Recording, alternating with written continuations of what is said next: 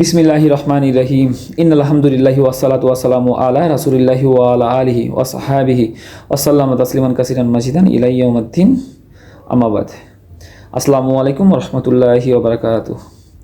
আল্লাহ তাআলা সূরা বাকারার 116 নম্বর আয়াতে বলেছেন, আর তারা বলে আল্লাহ সন্তান গ্রহণ করেছে, তিনি পবিত্র মহান, বরং আসমানসমূহ ও জমিনে যা কিছু আছে তা তারই, সব তারই অনুগত।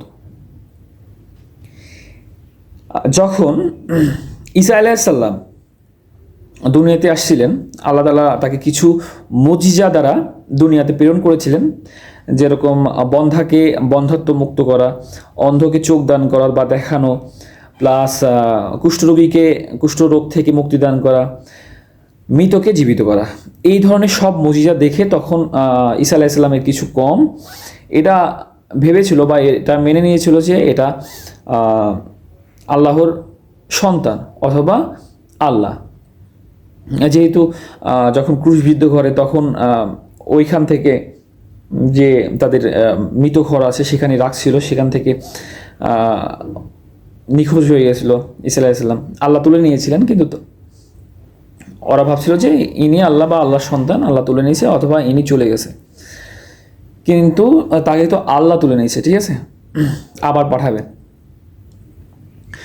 তো যারা বলতেছে যে ঈসা আলাইহিস সালাম আল্লাহর সন্তান, নাউজুবিল্লাহ, তারা অবশ্যই ভুল। আল্লাহ কখনো সন্তান গ্রহণ করতে পারে না। যে মালিক আল্লাহ তাআলা এখানে কিন্তু বলতেছে যে তিনি পবিত্র মহান, তার পবিত্রতার ঘোষণা করতেছে, বরং আসমানসমূহ ও জমিনে যা কিছু আছে তা তারই। আসমান ও জমিনে যা কিছু আছে এই সব কিছুর মালিকের সন্তানের গ্রহণ করার কি দরকার, মানে কোন প্রয়োজন আছে কি?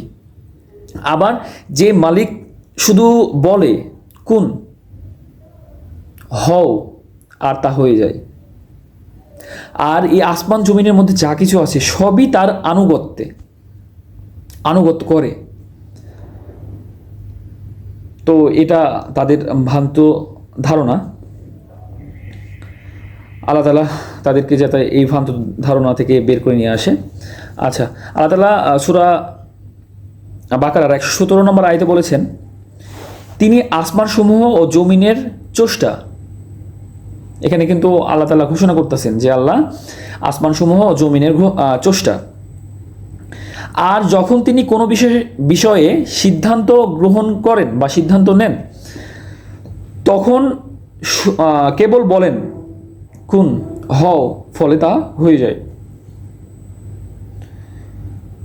তো আল্লাহ তাআলা সবাইকে বোঝার মতো তৌফিক দান করুক। আর আল্লাহ তার রাসূলের মাধ্যমে যা কিছু পাঠিয়েছে তা গ্রহণ করা এবং তার ওপর আমল করার তৌফিক দান করুক, আমিন। সবাই ভালো থাকবেন, আল্লাহ হাফেজ।